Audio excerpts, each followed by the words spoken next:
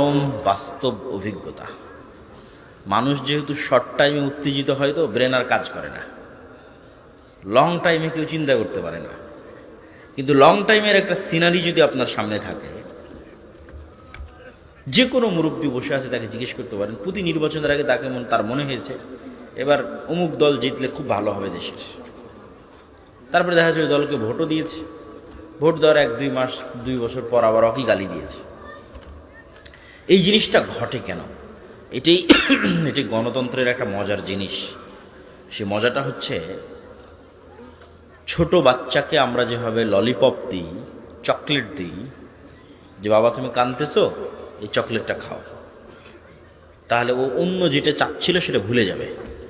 হয়তো মায়ের দুধ খেতে চাচ্ছিল সেটা ভুলে যাবে, হয়তো বাইরে যেতে চাচ্ছিল সেটা ভুলে যাবে, কিছু একটা ভুলে যাবে। ওকে ভুলিয়ে রাখার জন্য ওর হাতে চকলেট ধরিয়ে দিল।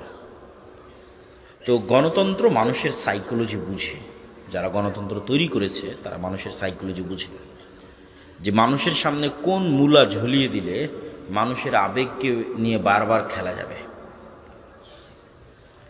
বারবার মানুষের আবেগ তৈরি করা যাবে ছোট বাচ্চার মতো, আর বারবার তাকে ইউজ করা যাবে। সে আবেগটার নাম হচ্ছে যে আপনি একটা ভোট দিতে পারবেন। এটা একটা আবেগ, যে আমি একটা ভোট দিতে পারছি। এই আবেগের মাধ্যমে আপনাকে ভুলিয়ে দেওয়া হবে গত 15 বছর কি হয়েছে, আগামী 5 বছর কি হবে। মানে দেওয়ার পরের দিন থেকেই লাথি শুরু হবে। তারপরে আবার ভাববেন, গালিগালাজ করবেন, অমুক করবেন, তমুক করবেন। আবার যখন ভোট আসবে আবার উত্তেজিত হয়ে যাবেন, আবার সেই দুঃখ কষ্ট ভুলে যাবেন। আরে ভোট তো দিতে পারছি, কি মজা, এইবার শেষ করে দেব। ভোট দেওয়ার পর আবার লাথি শুরু হবে। এই যে এক গেম, একটা লুপ, ঘুরে ফিরে এক জায়গাতে, ঘুরে ফিরে এক জায়গায়, ঘুরে ফিরে এক জায়গায়। এই জন্য মুসলিম উম্মাহকে চিন্তা করতে হবে লং টার্ম। যারা এগুলোতে অংশগ্রহণ করছে তাদের সাথে সরাসরি শত্রুতা, এটা আমি পছন্দ করি না। আমি পছন্দ করি যে আমরাও তো চাই রাষ্ট্রে ইসলাম প্রতিষ্ঠা হোক। তাহলে উদ্দেশ্য, টার্গেট এক, বুঝার ভুল থাকতে পারে, বুঝার ভুল কম্প্রোমাইজেবল। দাওয়াত দিতে হবে, বুঝাতে থাকতে হবে। তো আমাদের উপরও কেউ কথা এটা চাপিয়ে দিতে পারবে না যে আমরা চাই না যে রাষ্ট্রে ইসলাম প্রতিষ্ঠা করতে হবে। আমরাও চাই রাষ্ট্রে ইসলাম প্রতিষ্ঠা হোক, কিন্তু আমরাও আসলে যথোপযুক্ত উপায়ে সেই লক্ষ্যে কাজ করতে পারছি না। সেই কাজ কি? আপনি নিশ্চিত থাকেন 16 কোটি মানুষের ভোটের যা ক্ষমতা, এক প্রথম আলো আর ব্র্যাকের ক্ষমতা তার চেয়ে কয়েকশো গুণ বেশি। 16 কোটি মানুষের ভোট, ব্র্যাক আর প্রথম আলোর কাছে পঙ্গপাল, তুচ্ছের মতো। পঙ্গপাল রাস্তায় বেরিয়েছে, কীট পতঙ্গ, যাদেরকে পা দিয়ে পিষে দেওয়া যাবে। এই কীট পতঙ্গ হচ্ছে 16 কোটি মানুষ। আরও একটু দুর্বল ভাষা প্রয়োগ করা উচিত, কিন্তু জনসমাজে সেটা প্রয়োগ করা যায় না। তো এই 16 কোটি মানুষ তো 5ই আগস্ট 36শে জুলাইও বের হয়েছিল। কোনো দাম আছে? কোনো দাম নাই। আপনার ভোটের 4 আনা দাম নাই, চুল পরিমাণ দাম নাই। দাম ওটাই ঘটবে যেটা প্রথম আলো চাইবে, ওটাই ঘটবে যেটা ব্র্যাক চাইবে। তাহলে কাজ কি? মুসলমান যে লাফ দিয়ে উঠেই বলে জীবন দিয়ে দিব, এটাই ভুল। যে ভাই ঘোষণা দেন জীবন দিয়ে দেব। ওসমান হাদিও তার বহু বক্তব্য বলেছিল যে জীবন দেওয়া লাগবে না, তোমরা জ্ঞান অর্জন করে একটা কাজ করো, কাজের কাজ করো।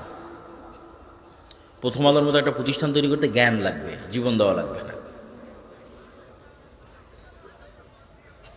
সেই জ্ঞানই আর কেউ অর্জন করতে চায় না, সেই শিক্ষায় আর কেউ গ্রহণ করতে চায় না। মানে দীর্ঘমেয়াদে কেউ প্ল্যানই করতে চায় না। সবারই এখনই দরকার, ইনস্ট্যান্ট দরকার, ইমিডিয়েট দরকার। কিন্তু কেউ জানে না, কেউ বুঝতে চায় না যে এখন ইনস্ট্যান্ট ইমিডিয়েট যেটা পাবেন, ওটি যে 2 বছর পর লাথি দিয়ে বের করে দেবে। যে এটাই তো নিয়ম, এটাই তো গণতন্ত্র। আপনার তো দরকার, আমাদের তো দরকার পার্মানেন্ট। পার্মানেন্টের জন্য সর্বপ্রথম দরকার শক্তিশালী প্রতিষ্ঠান। পার্মানেন্ট ক্ষমতার জন্য দরকার সর্বপ্রথম powerful institute. Powerful media, powerful অর্থনৈতিক প্রতিষ্ঠান, এবং এগুলো জ্ঞান অর্জন ছাড়া সম্ভব নয়। এই জন্য আল্লাহ সুবহানাহু ওয়া তাআলা আদম আলাইহিস সালাতু ওয়াস সালামকে প্রাধান্য দিয়েছেন ফেরেশতা এবং জিনের উপর জ্ঞানের কারণে, তলুতকে প্রাধান্য দিয়েছেন জ্ঞানের কারণে, নেতৃত্ব দিয়েছেন জ্ঞানের কারণে, দাউদ সুলাইমানকে নেতৃত্ব দিয়েছেন হিকমাহ, জ্ঞানের কারণে।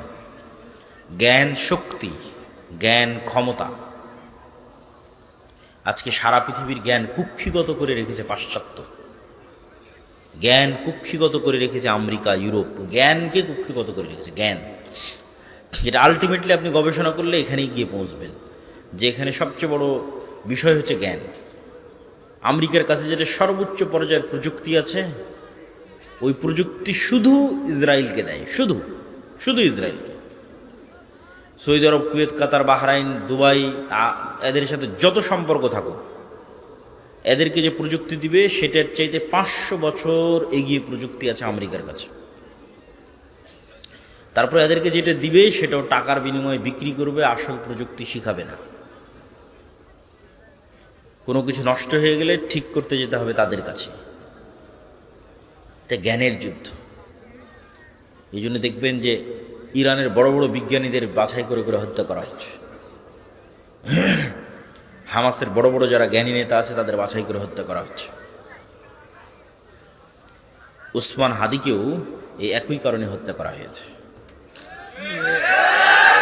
কেননা ওর মতো এত জ্ঞান নিয়ে এত উপস্থিত তর্ক বিতর্ক করার মতো কোনো ছাত্র নেতা ছিল না, নাই, এখনো নাই।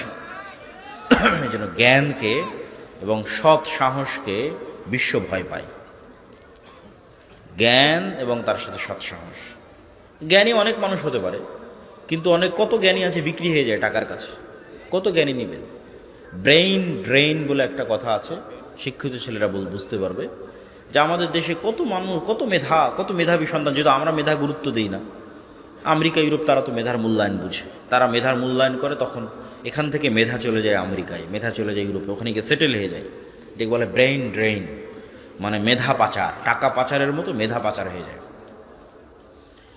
তাহলে মেধা আছে, কত মেধাবী ছাত্র শিক্ষক নেবেন, কিন্তু বিক্রি, টাকার কাছে বিক্রি। কিন্তু মেধার পরেও থাকবে সৎসাহস, এটি ব্যতিক্রম। সৎ সাহস নিয়ে টাকার কাছে বিক্রি না হয়ে সেই মেধাকে কাজে লাগিয়ে দেশ ও জাতির জন্য কিছু করবে, এটা খুবই ব্যতিক্রম। এটা তেমন একটা ঘটে না। এই জন্য আমার সব বক্তব্যে বলেছি যে সর্বপ্রথম লাগবে জ্ঞান এবং শিক্ষা, তারপরে লাগবে সৎ সাহস, সততা, আমানতদারিতা, ন্যায় পরায়ণতা। সব বক্তব্যে বলা আছে যে আজকের মুসলমানদের সবচেয়ে বড় সংকট হচ্ছে, মুসলমানেরা যেহেতু দীর্ঘদিন ব্রিটিশদের গোলাম ছিল, সেহেতু তারা বানু ইসরাইল হয়ে গেছে। তারা মিথ্যা, দুর্নীতি, ধোঁকা এগুলোর সাথে যুক্ত হয়ে গেছে। ফলত তাদের মধ্যে নেতৃত্বের ক্রাইটেরিয়া নাই, নেতৃত্বের গুণ নাই। মুহাম্মদ সাল্লাল্লাহু আলাইহি ওয়াসাল্লাম যেই মানদণ্ডে ছিলেন তার ধারে কাছে আমরা নাই। মুহাম্মদ সাল্লাল্লাহু আলাইহি ওয়াসাল্লামের সাহাবীরা যেই মানদণ্ডে ছিলেন তার ধারে কাছে আমরা নাই। আপনি মুহাম্মদ সাল্লাল্লাহু আলাইহি ওয়াসাল্লামের পুরো জীবনী খুঁজে একদিন দেখাতে পারবে না যেই একদিন মুহাম্মদ সাল্লাল্লাহু আলাইহি ওয়াসাল্লাম আবু লাহাবকে, আবু জাহালকে, আবু সুফিয়ানকে মুখের ভাষা খারাপ করে ব্যক্তিগত আক্রমণ করেছে, কটূক্তি করেছে। একটা দিন সমগ্র ইতিহাস থেকে উঠিয়ে যাচাই বাছাই করে মুহাম্মদ সাল্লাল্লাহু আলাইহি ওয়াসাল্লামের শত্রুরাও লিখবে না এই কথা। কেন? এটা বাস্তবে ঘটেনি। এটা যদি বাস্তবে ঘটতো, যেমনটা আমরা করি, আমরা আলেম ওলামারা করি, যে যার সাথে হয়তো আমি পারতেছি না, তা তখন ব্যক্তিগত আক্রমণ করলাম, আরে ওই তো খাটো, ওই তো বাঠু, ওই তো কানা, এগুলো ব্যক্তিগত আক্রমণ। আরে তোর বই পর্দা করে না, আরে ওর ছেলে এরকম, এগুলোকে বলে ব্যক্তিগত, মানে মানুষের মান সম্মান নিয়ে টানাটানি করা। এগুলো গোলামদের স্বভাব। তো মুহাম্মদ সাল্লাল্লাহু আলাইহি ওয়াসাল্লাম যদি একদিন এই কাজ আবু সুফিয়ানের সাথে করতেন, আপনি নিশ্চিত থাকেন আবু সুফিয়ান ইসলাম সত্য জানলেও গ্রহণ করত না। আবু সুফিয়ান ইসলামকে সত্য জানার পরও গ্রহণ করত না। কেন? যে আমাকে ব্যক্তিগত অ্যাটাক করেছে, তখন তো আমার ইগো তৈরি হয়ে যাবে। ইগো, যে ও আমাকে ব্যক্তিগত অ্যাটাক করেছে, আমি কেন ওর কাছে নত হব। কিন্তু আবু সুফিয়ানও জানে যে মুহাম্মদ সাল্লাল্লাহু আলাইহি ওয়াসাল্লামের হৃদয় ফ্রেশ, বলেন আল্লাহু আকবার।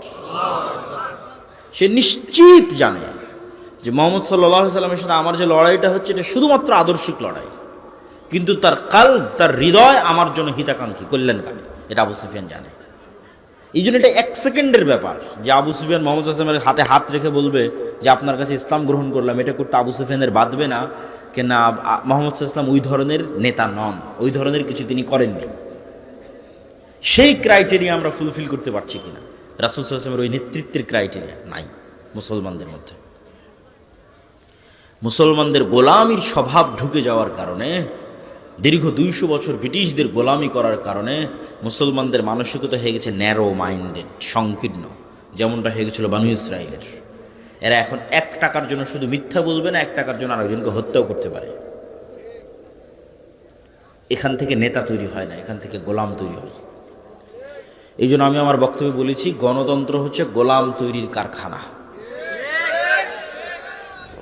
কেন গণতন্ত্র গোলাম তৈরির কারখানা? গণতন্ত্রের যে কালচার, এই পুরো কালচারটা নিম্ন লেভেল থেকে উপর লেভেল পর্যন্ত মিথ্যার উপর দাঁড়িয়ে আছে। মিথ্যা না বললে আপনি এখানে রাজনীতি করতে পারবেন না। আপনি নিশ্চিত থাকেন নির্বাচন কমিশনে যত এমপি পদপ্রার্থী হলফনামা জমা দিয়েছে তার শতভাগই বলা উচিত, এমনি একটু ইল্লামান রাহিমা রব্বে, এই জন্য 99% বলছি, 99% হলফনামায় মিথ্যা।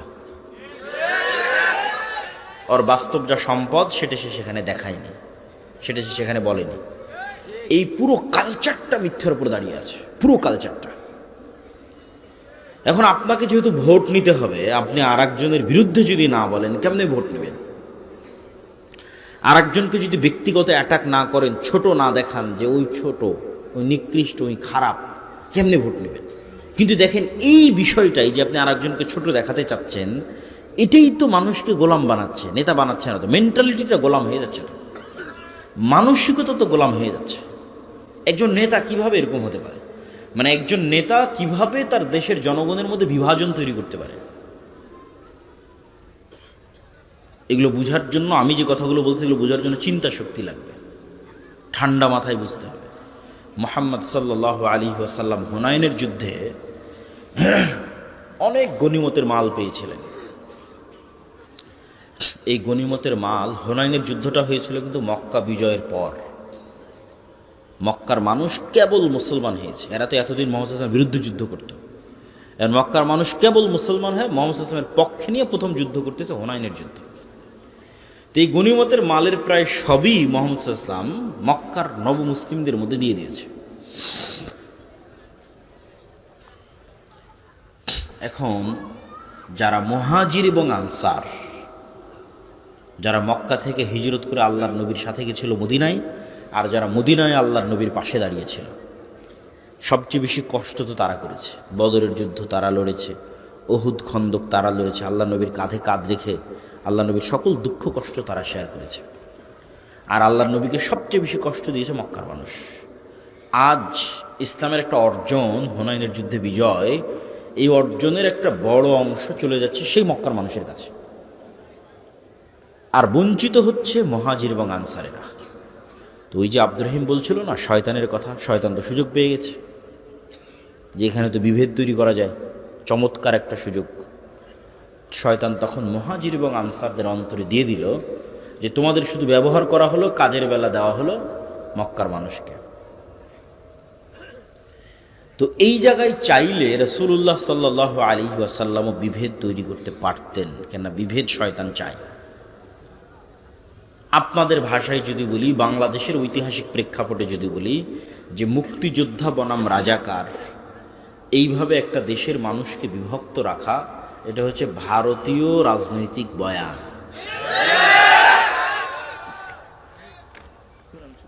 এই যে ভারতীয় রাজনৈতিক বয়ান, এই বয়ানটা আপনি ওই সময়ের প্রেক্ষাপটের সাথে মিলান যে রাসূলুল্লাহ সাল্লাল্লাহু আলাইহি ওয়াসাল্লাম চাইলে ওই সময়ে যে শয়তান যে বিভেদ তৈরি করলো, সেই বিভেদটা কিন্তু চলমান রাখতে পারতেন। কিন্তু তিনি সেই বিভেদটা কিভাবে চাপা দিচ্ছেন দেখেন। তিনি মদিনার মানুষকে ইমোশনালি হিট করলেন। ইমোশনাল ইন্টেলিজেন্স, ইমোশনাল কৌশলে রাসূল সাল্লাল্লাহু আলাইহি সাল্লামের চেয়ে সেরা পৃথিবীতে কেউ নাই। তিনি ইমোশনালি মদিনার মানুষকে বললেন, এই কথার গুরুত্ব আছে। মুহাম্মদ সাল্লাল্লাহু আলাইহি সাল্লামের বাড়ি মক্কা, ঘর মক্কা, যৌবন মক্কা, কিশোর মক্কা, আত্মীয় স্বজন মক্কা, কষ্টও দিয়েছে মক্কার মানুষ। মুহাম্মদ সাল্লাল্লাহু আলাইহি সাল্লাম বললেন, মদিনার মানুষ এখন তো মক্কা বিজয় হয়ে গেছে, চাইলে তুমি মক্কায় থাকতে পারেন, মন এটাই টানবে। মক্কা বিজয় হয়ে গেছে, যেহেতু মক্কায় আমার শৈশব কৈশোর যৌবন, মন এটাই চাইবে যে আমি মক্কায় থাকি, এটাই স্বাভাবিক। মুহাম্মদ সাল্লাল্লাহু আলাইহি সাল্লাম বলেন, মদিনার মানুষ, মক্কার মানুষ নিয়ে গেল সকল গনিমতের মাল, আর তোমরা নিয়ে যাবে মুহাম্মদ সাল্লাল্লাহু আলাইহি ওয়াসাল্লামকে। বলেন আল্লাহু আকবার। কোথায় হিট করেছে রাসূল সাল্লাল্লাহু আলাইহি ওয়াসাল্লাম দেখেন। মদিনার মানুষের চোখে পানি। যে এর চেয়ে বড় ভালোবাসার নিদর্শন আর কি হতে পারে, যে স্বয়ং মুহাম্মদ সাল্লাল্লাহু আলাইহি ওয়াসাল্লাম আমাদের সাথে আমাদের বাড়িতে এবং ঘরে ফিরে যাবে, এবং তিনি আমাদের সাথেই থাকবে, আমাদের শহরেই মারা যাবে, আমাদের সাথে খাবে এবং উঠবে। এটা তো সারা পৃথিবীতে ক্রয় করা যাবে না। এই সামান্য গনিমতের মালের বা কি দাম আছে? এই যে আল্লাহর নবী তার জাতিকে বিভক্ত হতে দিলেন না, এক রাখলেন। নেতা কখনো তার জাতিকে বিভক্ত করতে পারে না, কিন্তু গণতন্ত্র শিখাই বিভক্তি। এখানে বিভক্তি তৈরি না করলে আপনি রাজনীতি করতে পারবেন না। আর যখনই আপনি বিভক্তির পথে আগাবেন, তখনই আপনাকে গীবত করতে হবে, দুর্নাম করতে হবে, মিথ্যা বলতে হবে। অন্যের বিরুদ্ধে তো বহু পরে। আপনি যদি একটা নির্দিষ্ট দলেরও রাজনীতি করেন, ওই দলেরই মনোনয়ন নেওয়ার জন্য ওই দলের অন্য মনোনয়ন প্রার্থীর সাথে আপনাকে যেই অসম প্রতিযোগিতায় লড়তে হবে, সেই অসম প্রতিযোগিতায় টাকার খেলা আছে, মিথ্যার খেলা আছে, দুর্নীতির খেলা আছে। আপনি ওই টাকার, ওই মিথ্যা, ওই দুর্নীতির খেলা না খেললে আপনি নিজেই নিজের দলের মনোনয়ন পাবেন না। তাহলে আমি কি বলতে চাচ্ছি, যে গণতন্ত্র টপ টু বটম পুরো কালচারটা যেই সিস্টেমের উপর দাঁড়িয়ে আছে, এই সিস্টেমটা মিথ্যার সিস্টেম, গীবত এবং পরনিন্দার সিস্টেম। আর মিথ্যা, গীবত, পরনিন্দা কার স্বভাব? হ্যাঁ, শয়তানের তো অবশ্যই, কিন্তু আমি যেই টপিকে আছে, গোলামের স্বভাব। কার স্বভাব? আর একটু জোরে বলেন, কার স্বভাব? গোলামের স্বভাব।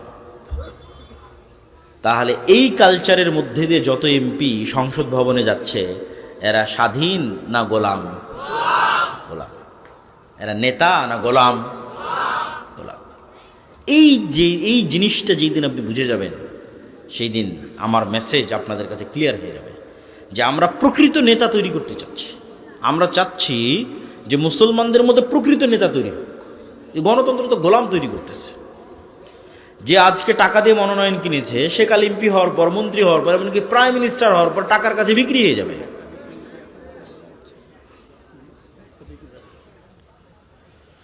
প্রিয় দর্শক ও শ্রোতা,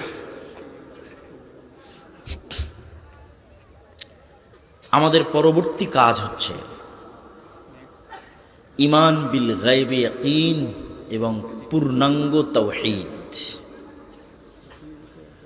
পূর্ণাঙ্গ তাওহীদ এবং ঈমান বিল গায়বে ইয়াকিন ছাড়া উম্মতে মুহাম্মাদীর মুক্তি নাই।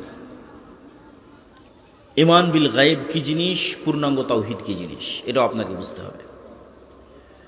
ঈমান বিল গায়ব হচ্ছে, আজকে এই মজলিসে ফেরেশতারা উপস্থিত আছে, এটাকে আপনি দেখতে পাচ্ছেন?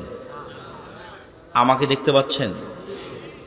আমার প্রতি যে আপনার এখন আমাকে দেখতে পাচ্ছেন, আমি যে এখানে উপস্থিত হয়েছি, এটার প্রতি আপনার যেই লেভেলের বিশ্বাস, যে হ্যাঁ আব্দুল্লাহ বিন আব্দুর রাজ্জাক উপস্থিত হয়েছে, শেখ আব্দুর রাজ্জাক বিন ইউসুফ উপস্থিত হওয়ার পর আপনার উনি যে উপস্থিত হয়েছে, ওই বিশ্বাসের মাত্রাও এই লেভেলে পৌঁছবে যখন চোখে দেখবেন।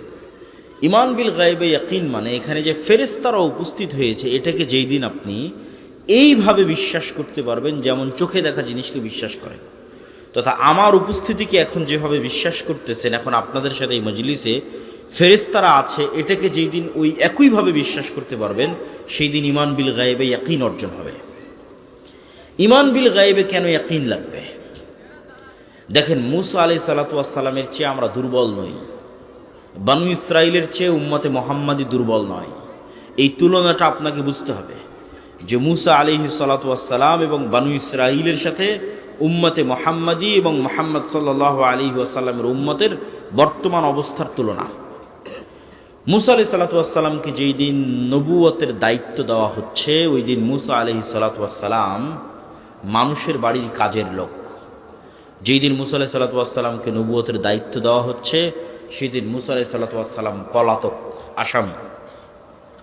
যেই দিন মুসা আলাইহিস সালাতু ওয়াস সালামকে নবুয়তের দায়িত্ব দেওয়া হচ্ছে, সেই দিন মুসা আলাইহিস সালাতু ওয়াস সালামের পরিবার পরিজন, আত্মীয় স্বজন, কোনো কিছুর কোনো নাম ধাম পরিচয় কিছুই নাই। নাম ধাম পরিচয় নাই কেন? ইউযাব্বিহুনা আবনাআকুম ওয়া ইস্তাহয়ুনা নিসাআকুম ওয়া ফী যালিকুম বালাউম মির রাব্বিকুম আযীম। কেননা ফেরাউন তাদের সন্তানদের, পুরুষ সন্তানদের জীবিত হত্যা করত এবং নারী সন্তানদের বাঁচিয়ে রাখত। তাহলে মুসা আলাইহিস সালাতু ওয়াস সালামকে তার মা পরিচয় দিতে পারবে না যে এটা আমার ছেলে, কেননা পরিচয় দিলে হত্যা করা হবে। তাহলে বাংলাদেশের কুমিল্লার ছোটনার একটা সাধারণ মানুষকে আমি আজকে বললাম, তুমি যাবা আমেরিকা, দাওয়াত দিবা ডোনাল্ড ট্রাম্পকে। এইটা যতটা ব্যতিক্রম, এর চেয়ে বেশি ব্যতিক্রম মুসা আলাইহিস সালাম দাওয়াত দিবে ফেরাউনকে। শক্তির তুলনায়, ক্ষমতার তুলনায় আজকের কুমিল্লা ছোটনার মানুষ, কুমিল্লা দেবিদ্বারের মানুষ, কুমিল্লা জেলার মানুষ আমেরিকার প্রেসিডেন্ট ডোনাল্ড ট্রাম্পের তুলনায় যা দুর্বল, মুসা আলাইহিস সালাতু ওয়াস সালাম ফেরাউনের কাছে তার চেয়ে বেশি দুর্বল। আপনি শুধু মিলান যে আপনাকে যখন আমি বলছি যে আপনি যাবেন আমেরিকায় এবং দাওয়াত দিবেন তার প্রেসিডেন্টকে, এমত অবস্থায় যে আপনি আমেরিকার আদালতে মৃত্যুদণ্ডপ্রাপ্ত আসামি, আপনি আমেরিকা থেকে পলাতক, এবং পলাতক অবস্থায় খুব আলিশান আছেন না, মানুষের বাড়িতে কাজ করে খাচ্ছেন। আপনার কোনো পাড়া প্রতিবেশী আত্মীয় স্বজন আছে? না, নাই। পাড়া প্রতিবেশী আত্মীয় স্বজন নাই। তাহলে এবার বুঝবেন কেন মুসা আলাইহিস সালাম বেশি দুর্বল। আপনার তো সবই আছে। এমত অবস্থায় মুসা আলাইহিস সালামের পক্ষে কখনোই সম্ভব নয় যে তিনি ফেরাউনের মুখোমুখি হবেন, একটা শর্ত ছাড়া। সেটা হচ্ছে মুসা আলাইহিস সালাম যদি গায়েব দেখতে পান এবং গায়েব জানেন এবং গায়েবে ইয়াকিন তৈরি হয়, তবে সম্ভব। মুসা আলাইহিস সালামকে গায়েব দেখাতে হবে, মুসা আলাইহিস সালামের অন্তরে গায়েবের উপর ইয়াকিন তৈরি করতে হবে। মহান আল্লাহ সেই পথই বেছে নিয়েছেন। মুসা আলাইহিস সালাতু ওয়াস সালামকে বলা হলো, তোমার হাতের লাঠি ছেড়ে দাও।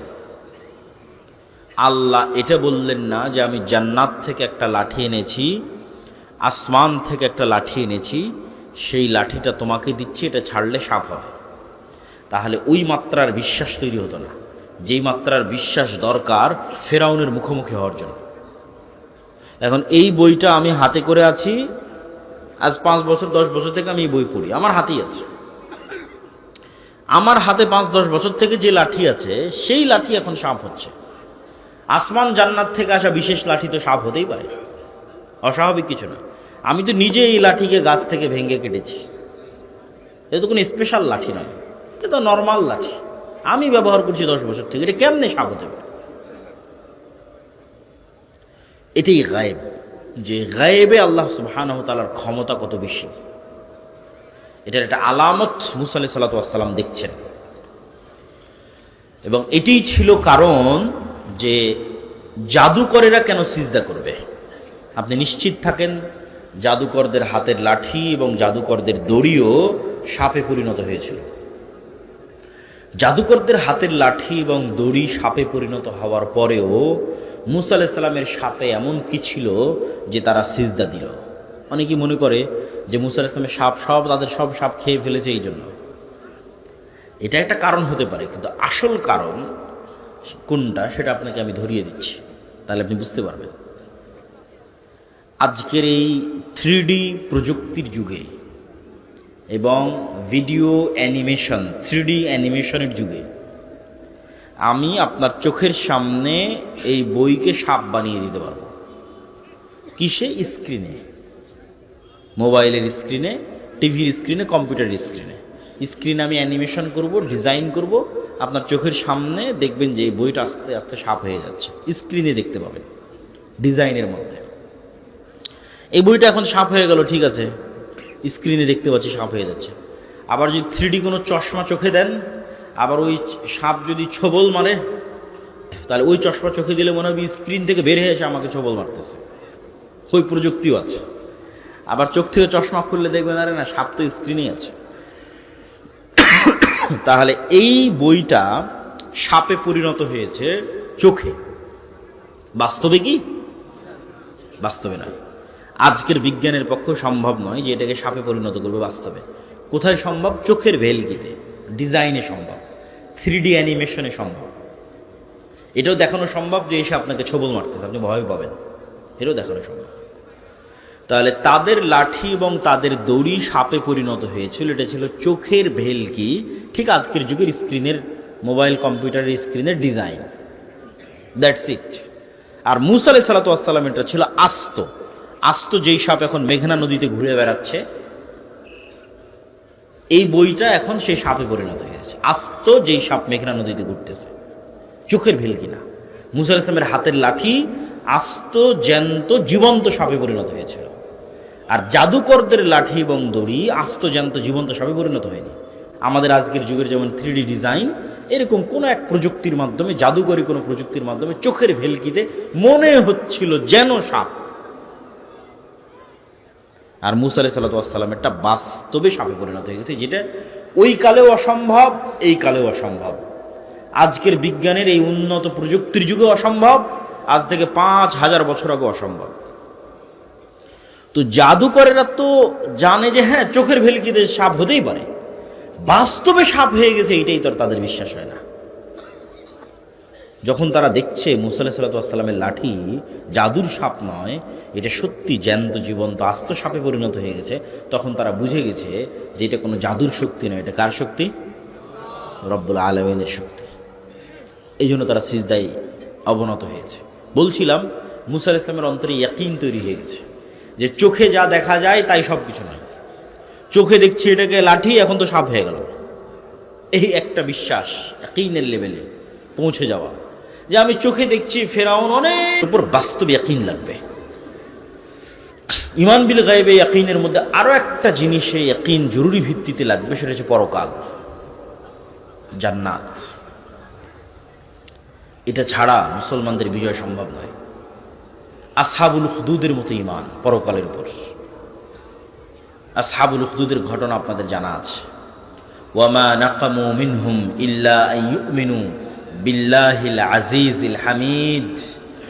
যে আল্লাহ সুবহানাহু তাআলা বলছেন যে আসহাবুল উখদুদকে আগুনে জ্বালিয়ে দেওয়া হচ্ছে শুধু এই কারণে যে আসহাবুল উখদুদ আল্লাহ সুবহানাহু তাআলার উপর ঈমান রাখত। তো ওরা আগুনে ঝাঁপ দিচ্ছে কেন? ওরা আগুনের মধ্যে জান্নাত দেখতে পাচ্ছিল। বাড়িতে ফিরে যাচ্ছে না কেন? বাড়িতে জাহান্নামের আগুন দেখতে পাচ্ছিল। এটা এমনি দেখতে পাওয়া না, বাস্তব দেখতে পাওয়া। বাস্তব যে আমার সামনে জ্বলন্ত আগুন আছে, এটা তো জান্নাত। ওরা জান্নাতে ঢুকে গেছে। আসহাবুল উখদুদের লোকেরা আগুনে ঢোকেনি, কিসে ঢুকেছে বলেন তো? জান্নাতে ঢুকেছে। আর ওদের বাড়ি ঘরে ফিরে যায়নি কেন? ওদের বাড়ি ঘরে কি আছে? জাহান্নাম।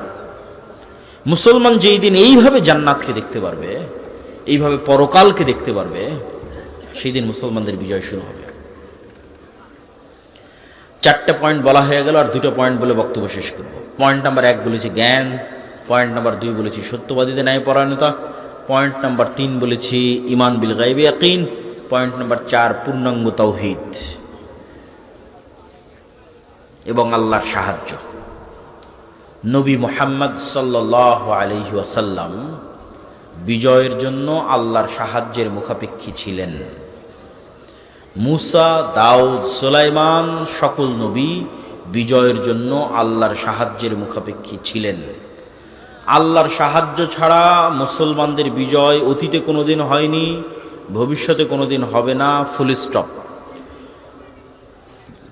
এই জন্য আমাকে এবং আপনাকে আগে নিশ্চিত করতে হবে যে আমি আল্লাহর সাহায্য কি পাচ্ছি, আল্লাহর সাহায্য কি আসতেছে, এটা নিশ্চিত করতে হবে। নিশ্চিত করবেন কি দিয়ে? এটা একটা খুব জরুরি বিষয়।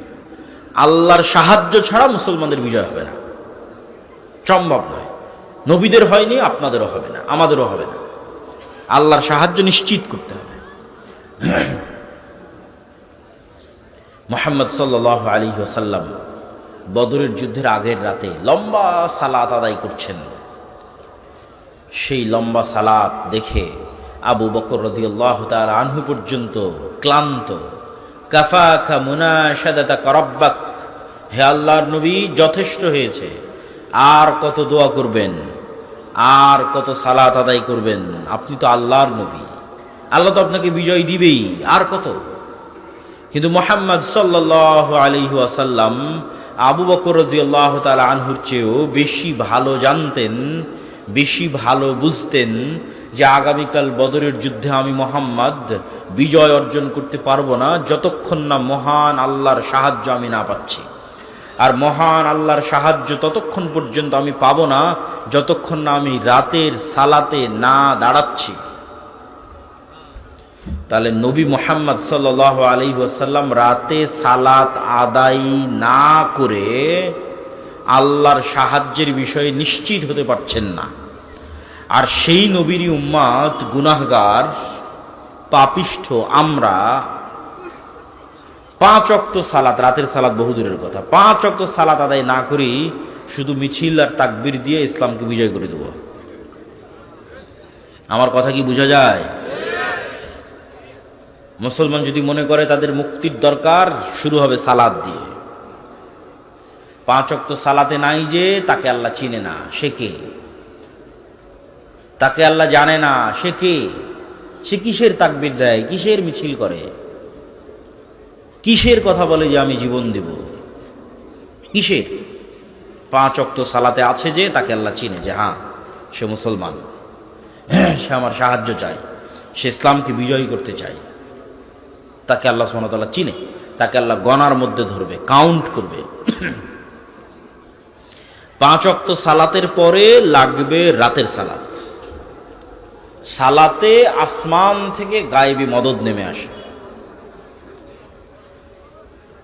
আজকের আধুনিক যুগে যে ইন্টারনেটের মাধ্যমে আপনারা পরস্পরে যোগাযোগ করছেন, অনলাইন লাইভ ক্লাসে একত্রিত হচ্ছেন, যে ইন্টারনেট দিয়ে 1000 কিলোমিটার দূরের America, London, Europe, Saudi, Kuwait, Qatar, বাহরাইনে বসেও আপনার সাথে লাইভ কথা বলতে পারছে, তার চেয়েও শক্তিশালী লক্ষ কোটি গুণে, হাজারো গুণে শক্তিশালী প্রযুক্তি সালাত, যেটা দুনিয়ায় থাকা মানুষকে 7 আসমানে আরশের উপর যে রব্বুল আলামিন আছে তার সাথে লাইভ কানেক্টেড করে দেয়, সরাসরি মুখোমুখি। সালাতে দাঁড়ানো আর রব্বুল আলামিনের মুখোমুখি হওয়া, এটা একটা পদ্ধতি, এটা একটা ওয়ে, যেটা কাজে লাগিয়ে 7 আসমানে রব্বুল আলামিনের সাথে কানেক্টেড হওয়া যায়, লাইভ কানেক্টেড হওয়া যায়। সেম ওই পদ্ধতিতেই, ওই সময়ই ওইভাবেই দাঁড়াতে হবে, ওই ওযু, ওই নিয়ত, ওই সিস্টেম, ওই পদ্ধতি। আপনাদের মোবাইলের পাসওয়ার্ড যেভাবে কাজ করে, ফিঙ্গারপ্রিন্ট যেভাবে কাজ করে, তার চেয়ে বেশি পাওয়ারফুল কাজ করবে সালাত। যে আপনি চাপ দিলেন ওপেন হয়ে গেল, ওর চেয়ে বেশি পাওয়ারফুল। দাঁড়াবেন, সাথে সাথে রব্বুল আলামিন আপনার সাথে কানেক্টেড হয়ে গেল। এই জন্য নবী এবং রাসূলগণ যে কোনো বিপদে পড়ে আগে কি করতেন? সালাতে দাঁড়াতেন। কেন? এটা যোগাযোগের মাধ্যম, যোগাযোগের ওয়ে আল্লাহ সুবহানাহু ওয়া তাআলার সাথে। জিবরাইলের মাধ্যমে শিখানো আছে নবীদেরকে। লাউহে মাহফুজে ওই সিস্টেমই, ওইভাবেই লাউহে মাহফুজে সালাত অন্তর্ভুক্ত আছে। লাউহে মাহফুজে সালাত ওইভাবেই রাখা আছে। আপনি যখন দাঁড়ান তখন এটা লাউহে মাহফুজের সাথে মিলে যায়। এই চিত্র, এই দৃশ্য লাউহে মাহফুজের সাথে মিলে যায়। লাউহে মাহফুজের সালাত এভাবেই রাখা আছে। এভাবে দাঁড়াবে, সূরা ফাতিহা পড়বে, রুকু করবে, সুবহান রাব্বিল আযীম বলবে, সিজদায় যাবে, সুবহান রাব্বিল আলা বলবে। লাউহে মাহফুজ এইভাবেই আছে। দাঁড়ানো মাত্র মিলে গেছে, কানেকশন তৈরি হয়ে গেছে রব্বুল আলামিনের সাথে। যে কোনো বিপদে, যে কোনো সমস্যায় 5 ওয়াক্ত সালাত মুসলমানের বিজয়ের জন্য পূর্ব শর্ত, আল্লাহর সাহায্য পাওয়ার জন্য পূর্ব শর্ত। রাতের সালাত বিজয়ী হওয়ার পূর্ব শর্ত, আল্লাহর সাহায্য পাওয়ার পূর্ব শর্ত। তাই যুবক সমাজ এসে জিজ্ঞেস করে, বলেন কি করতে হবে? জীবন দিতে চাই, সালাত আদায় করতে হবে। 5 ওয়াক্ত সালাত জামাতে মসজিদে গিয়ে আদায় করতে হবে। আরেকটি মাধ্যমে আল্লাহ সুবহানাহু তাআলার পক্ষ থেকে, একটু যদি শাইখকে দেখতেন আসতেছে কিনা, তাহলে ওই হিসেবে আমি বক্তব্য সামনে আগাবো। আরেকটি মাধ্যমে আল্লাহ সুবহানাহু তাআলার সাহায্য পাওয়া যায়, সেটা হচ্ছে জিকির। জিকিরটা আপনাকে বোঝানোর জন্য একটু বুঝতে হবে আওয়াজ বা সাউন্ড কেন পাওয়ারফুল। আজকের আমার সব বক্তব্য ভুলে গেলেও এই একটা অংশ মনে করে নিয়ে বিদায় নিয়ে, আওয়াজ বা সাউন্ড কেন শক্তিশালী। পৃথিবীর সবচেয়ে শক্তিশালী হচ্ছে আওয়াজ, পৃথিবীর সবচেয়ে শক্তিশালী হচ্ছে সাউন্ড। আমি এখন বাংলায় কথা বলতেছি না, আমি আওয়াজ তৈরি করতেছি। প্রমাণ, এখানে নিয়ে এসে একজন চাইনিজকে বসিয়ে দিয়ে ওকে বলি তুমি বক্তব্য দাও, আপনারা কিছু বুঝবেন না, খালি আওয়াজ শুনবেন, আওয়াজ শুনবেন। এখন সামনে একজন জাপানিজকে বসিয়ে দিয়ে বলে আমি বক্তব্য দিচ্ছি, বাবা তুমি শুনো, ও কি শুনতেছে? আওয়াজ শুনতেছে। তাহলে আলটিমেটলি আমি একটা আওয়াজ তৈরি করতেছি। আওয়াজের ধরনে পার্থক্য হওয়ার কারণে এটা বাংলা, আওয়াজের ধরনে পার্থক্য হওয়ার কারণে এটা ইংরেজি, আওয়াজের ধরনে পার্থক্য হওয়ার কারণে এটা আরবি, কিন্তু তৈরি হচ্ছে আওয়াজ। সুলাইমান আলাইহিস সালাতু ওয়াস সালাম এই আওয়াজের প্রযুক্তি সবচেয়ে ভালো জানতেন, আল্লাহ তাকে দিয়েছিলেন। প্রিয় উপস্থিতি, আপনারা একটু এই কথাটা মনোযোগ দিয়ে শুনতে হবে। সুলাইমান বললেন, কে পারবে রানী বিলকিসের সিংহাসনকে উঠিয়ে নিয়ে আসতে? ক্বালা ইফরিতুম মিনাল জিন, ইফরিত নামক জিন বলল, আপনি এখন যে মাজলিসে বসে আছেন এই মাজলিস থেকে ওঠার আগেই আমি ওই সিংহাসন এখানে নিয়ে আসব। সুলাইমান আলাইহিস সালামের পছন্দ হয়নি, এত দেরি আমার হবে না, আমার আরো দ্রুত লাগবে। আল্লাযী ইনদাহু ইলমুম মিনাল কিতাব, যার কাছে কিতাবের জ্ঞান ছিল। এখন জিন কি মানুষ তা কোরআনে বলা নাই, কিন্তু বেশিরভাগ মুফাসসিরিনে কেরাম লিখেছেন এই মানুষ জ্ঞানের শক্তিতে বলতেছে, জ্ঞানের শক্তি, যে চোখের পলক পড়ার আগে রানী বিলকিসের সিংহাসন এখানে উপস্থিত হবে। আল্লাহু আকবার। কিছু মুফাসসির লিখেছেন সেই জ্ঞান ছিল বিশেষ জিকিরের জ্ঞান, সাউন্ড টেকনোলজি, আওয়াজ, বিশেষ কোনো জিকির যা লাউহে মাহফুজে আছে, সেই বিশেষ জিকিরের জ্ঞান তার কাছে ছিল। জাস্ট ওই জিকিরের মাধ্যমে সে সিংহাসনকে চোখের পলকে ট্রান্সফার করেছে। আজকের যুগে কি ট্রান্সফার হয়? ডাটা ট্রান্সফার হয়। আমি লিখতেছি, ওইটা ট্রান্সফার হচ্ছে, কিন্তু বস্তু ট্রান্সফার ইম্পসিবল। এই টিস্যুটা এখান থেকে চোখের পলকে আমেরিকা যাবে, এটা অসম্ভব। হ্যাঁ, আমার মেসেজ, আমার কথা, আমার ডাটা চোখের পলকে এখান থেকে আমেরিকা যাচ্ছে, এই প্রযুক্তি আমরা পেয়েছি। কিন্তু বস্তু ট্রান্সফার হবে চোখের পলকে, এই প্রযুক্তি কিন্তু আমরা পাইনি। এই প্রযুক্তি সাউন্ড, আওয়াজের প্রযুক্তি, যেটা সুলাইমান আলাইহিস সালামের যুগে ছিল। পাখির আওয়াজ সুলাইমান আলাইহিস সালাম বুঝতেন, পিঁপড়ার আওয়াজ সুলাইমান আলাইহিস সালাম বুঝতেন, সুলাইমান আলাইহিস সালামের আওয়াজ ওরা বুঝতো। আওয়াজের চেয়ে শক্তিশালী পৃথিবীতে কিছু নাই। সব একটা আর একটার সাথে কানেক্টেড আওয়াজ দিয়ে, সব পাখি, জীব জন্তু, পশু, মুরগি, আমি, আপনি, সব একটা আর একটার সাথে কানেক্টেড আওয়াজ দিয়ে। ওই আওয়াজটা জানতে হবে, এটা আমরা জানি না। যদি আমি আপনাকে বুঝাতে পারি যে আওয়াজ সবচেয়ে শক্তিশালী, এবার চলেন, ইউসাব্বিহু লিল্লাহি মা ফিস সামাওয়াতি ওয়া মা ফিল আরজ, আসমান জমিন এবং তার মধ্যে যা কিছু আছে তার সব কিছু 24 ঘন্টা আওয়াজ করে আল্লাহ তাসবিহ পড়ে। আমার এই গায়ের চাদর আওয়াজ করে তাসবিহ পড়তেছে, এই টিস্যু আওয়াজ করে তাসবিহ পড়তেছে, এটার আওয়াজ হচ্ছে। আমি শুনতে পাচ্ছি না কেন? পিঁপড়ার চলার আওয়াজ যেমন আমি শুনতে পাই না, এর আওয়াজ আমি তেমন শুনতে পাচ্ছি না। তো শুধু কি এ জিকির করে না, এ জিকির বুঝেও। মুয়াজ্জিন যখন আজান দেয়, যতদূর পর্যন্ত আওয়াজ পৌঁছবে ওই মুয়াজ্জিনের পক্ষে এই বস্তু কিয়ামতের মাঠে সাক্ষী দিবে। আল্লাহু আকবার। তাহলে আমি যে বলতেছি আলহামদুলিল্লাহ, এটা এই টিস্যু বুঝে। সুবহানাল্লাহ, এটা এই টিস্যু বুঝে। এটা জিকির। জিকির সবচেয়ে পাওয়ারফুল।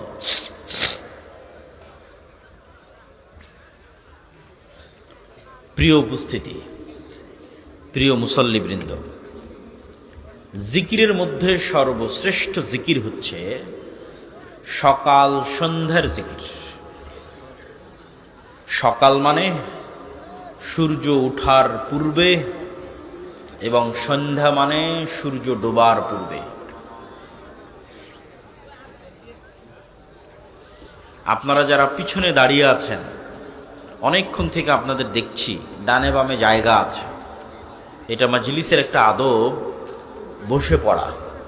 আপনারা যারা পিছনে আছেন তাদের প্রতি উদাত্ত আহ্বান যে আপনারা ডানে এবং বামে এসে বসে পড়েন।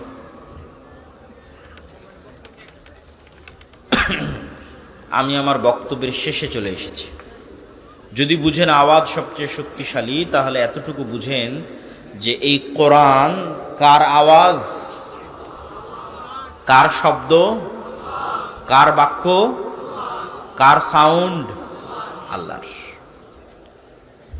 লাউহে মাহফুজ থেকে জিবরাইল আলাইহিস সালাতু ওয়াস সালাম নিয়েছেন, জিবরাইলের থেকে মুহাম্মদ সাল্লাল্লাহু আলাইহি সাল্লাম নিয়েছেন। এটা একটা আওয়াজ, এটা একটা শব্দ, এটা একটা বাক্য, যা আল্লাহর। এই জন্য পৃথিবীতে সবচেয়ে শক্তিশালী যদি কিছু থেকে থাকে সেটা কোরআন। উম্মতে মুহাম্মাদির উপর আল্লাহর সবচেয়ে বড় নিয়ামত যে তাদের কাছে কোরআন আছে। এই কোরআনই তো উম্মতে মুহাম্মাদি মূল্যায়ন করলো না, পড়লো না, শিখলো না, জ্ঞান অর্জন করলো না। আমার বক্তব্য সারমর্ম করে বক্তব্য শেষ করছি। যদি আমরা চাই প্রকৃত অর্থে মুসলমানদের শক্তি এবং ক্ষমতা প্রতিষ্ঠিত হোক, তাহলে প্রথমে আমাদের ঈমান বিল গায়বে ইয়াকিন অর্জন করতে হবে, পূর্ণাঙ্গ তাওহীদে বিশ্বাসী হতে হবে ইব্রাহিম আলাইহিস সালাতু ওয়াস সালামের মতো।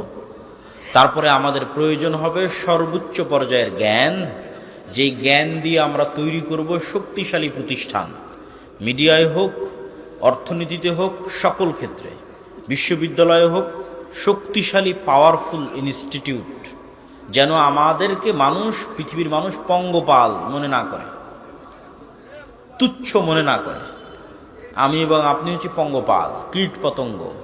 কেননা আমাদের শক্তিশালী কোনো প্রতিষ্ঠান নাই, আমাদের প্রতিনিধিত্ব করবে এরকম শক্তিশালী কোনো ইনস্টিটিউট নাই।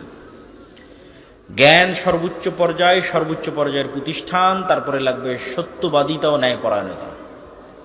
জ্ঞান অর্জন করলাম, করে সেই জ্ঞানকে টাকার কাছে বিক্রি করে দিলাম। কত ডাক্তার, কত ইঞ্জিনিয়ার তাদের স্বাক্ষরকে বিক্রি করে দিয়েছে টাকার কাছে, এরা মুনাফিক। কত OC, DC, SP, AC land, sub registrar, এরা সবাই তাদের পদকে বিক্রি করে দিয়েছে টাকার কাছে। তারপরে আবার সেই টাকা দিয়ে হজ করে জান্নাতে যেতে চায়। পাগল হলে এরকমই হয়। অথচ তার কাছে সুযোগ ছিল শুধু ওই চেয়ারে বসে একজন দানবীরের চেয়ে বেশি নেকি অর্জন করার, রাতে তাহাজ্জুদের সালাত আদায়ের চেয়ে বেশি নেকি অর্জন করার। সেটা কি? ওই চেয়ারে বসে সে ন্যায়পরায়ণ থাকতো, বাস 5 ওয়াক্ত সালাত আদায় করবে আর ওই চেয়ারে ন্যায়পরায়ণতার সাথে দায়িত্ব পালন করবে, দানবীরের চেয়ে বেশি নেকি পেয়ে যাবে। আর হারাম উপায়ে ইনকাম করে আল্লাহকে ধোঁকা দিতে চায়, নিজেকে ধোঁকা দিতে চায়, মানুষকে ধোঁকা দিতে চায়, দেখো আমি হজ করে এসেছি। এটা মুনাফিক। মুসলমানদের মধ্যে মুনাফিকিতে পরিপূর্ণ হয়ে গেছে। তাহলে লাগবে সততা, ন্যায়পরায়ণতা, আমানতদারিতা। এগুলো যখন আপনি অর্জন করে ফেলবেন, তখন পৃথিবী আপনার শত্রু হয়ে যাবে। যেমন উসমান হাদির শত্রু হয়ে গেছিল, আপনারও শত্রু হবে। আপনি একবার অর্জন করে দেখেন, শত্রু হবে। সর্বোচ্চ জ্ঞান অর্জন করেন, বিক্রি হন না, শক্তিশালী প্রতিষ্ঠান তৈরি করেন, দেখেন আপনার কত শত্রু তৈরি হয়। আপনাকে হত্যা করার জন্য কত দেশ উঠে পড়ে লাগে, আপনাকে ধ্বংস করার জন্য কত চেষ্টা তৈরি হয়। তখনই দরকার হবে শেষে যেগুলো বলছিলাম, আল্লাহর সাহায্য। আর আল্লাহর সাহায্যের খাতায় নামই নাই যে সালাত আদায় করে না, নামই নাই। পরীক্ষার হলে তো ঢুকতেই দিবে না যার হাজিরা খাতায় নাম নাই, ঢুকতে দিবে? অ্যাডমিট কার্ডও দিবে না প্রতিষ্ঠান। তাহলে আল্লাহর সাহায্য যে নিবে তার আগে তো নাম থাকতে হবে যে কে, আল্লাহ তোকে চিনেই না কে সে। তো 5 ওয়াক্ত সালাত, রাতের সালাত, সকাল সন্ধ্যার জিকির, এগুলোর মাধ্যমে আল্লাহর সাহায্য পাওয়া যায় এবং পৃথিবীর সকল অসম্ভবকে সম্ভব করা যায়। যদি আমরা এরকম একটা প্রজন্ম তৈরি করতে পারি, তাহলে আমাদের এইরকম নিকৃষ্ট গোলাম তৈরির যে কারখানা, এগুলোর সহযোগিতার দরকার হবে না। এরকম একটা প্রজন্ম তৈরি করতে পারলে এমনি ইসলাম রাষ্ট্রে প্রতিষ্ঠিত হয়ে যাবে। যে ওসি হিসেবে দায়িত্ব পালন করছে, যে এসিল্যান্ড হিসেবে দায়িত্ব পালন করছে, ও তো বাংলাদেশেরই সন্তান, কুমিল্লারই সন্তান, আমার আপনার সন্তান। এরা যদি বলে যে আমরা আজ থেকে সৎ হয়ে গেলাম, 80% ইসলাম প্রতিষ্ঠা হয়ে যাবে। 80%। ইসলাম মানে ইনসাফ, ইসলাম মানে ন্যায় বিচার, রাষ্ট্রের ইসলাম মানে ব্র্যান্ডিং, ন্যায় বিচার। তো আমাদের এরকম একটা প্রজন্ম দরকার। আর গোলাম তৈরির কারখানা যেটা, ওই গোলাম তৈরির কারখানা হচ্ছে আমাদের শিখাবে মিথ্যা, আমাদের শিখাবে দুর্নীতি, আমাদের শিখাবে নিন্দা, আমাদের শিখাবে গীবত। আর এইগুলো প্রত্যেকটা কাজ গোলামের কাজ। আমরা নিজের অজান্তে গোলাম হয়ে যাচ্ছি, বুঝতে পারতেছি না, গোলাম হয়ে যাচ্ছে। আল্লাহ সুবহানাহু ওয়া তাআলা আমাদের নেতা দান করুক, নেতার মতো যোগ্যতা সম্পূর্ণ একটা প্রজন্ম দান করুক। আমরা যেন নেতৃত্ব দান করার মতো সক্ষমতা সম্পূর্ণ একটা প্রজন্ম তৈরি করতে পারি। আল্লাহ আমাদের সেই তৌফিক দান করুক, আল্লাহুম্মা আমিন। এগুলো বিষয়ে আরও বিস্তারিত আলোচনা, দলিল সহ আলোচনা আল্লাহর পথযাত্রায় বইয়ের মধ্যে পাবেন, সংগ্রহ করার চেষ্টা করবেন। মসজিদ, মাদ্রাসা, স্কুল, কলেজ, ইউনিভার্সিটি যেখানে সম্ভব এই বইয়ের উপর প্রতি সপ্তাহে অন্তত 1 পৃষ্ঠা 2 পৃষ্ঠা করে অধ্যয়ন করা এবং পরস্পরে বুঝার চেষ্টা করা। প্রতিটা মসজিদে, স্কুল, কলেজ, ইউনিভার্সিটিতে কি লেখা আছে। আল্লাহ সুবহানাহু ওয়া তাআলা আমাদের তৌফিক দান করুক, আল্লাহুম্মা আমিন। আর আগামী কত তারিখে যেন আমাদের আবারও একটা প্রোগ্রাম আছে, 27শে জানুয়ারি, কোটবাড়ি, বিশ্ব রোড, কুমিল্লা। আপনাদের দাওয়াত থাকলো। আসসালামু আলাইকুম ওয়া রাহমাতুল্লাহি ওয়া বারাকাতুহু। আলহামদুলিল্লাহ, মাশাআল্লাহ, জাযাকাল্লাহু খাইর, বারাকাল্লাহু ফীক। আসসালামু আলা মান লা নাবিয়্যা বা'দা। আম্মা বা'দ, ফাআউযু বিল্লাহি মিনাশ শাইতানির রাজীম। ইয়া আইয়ুহাল্লাযীনা আমানু কুতিবা আলাইকুমুস সিয়াম কামা কুতিবা আলাল্লাযীনা মিন ক্বাবলিকুম লাআল্লাকুম তাত্তাকুন। প্রশংসা মহান আল্লাহর, সকলেই বলি আলহামদুলিল্লাহ।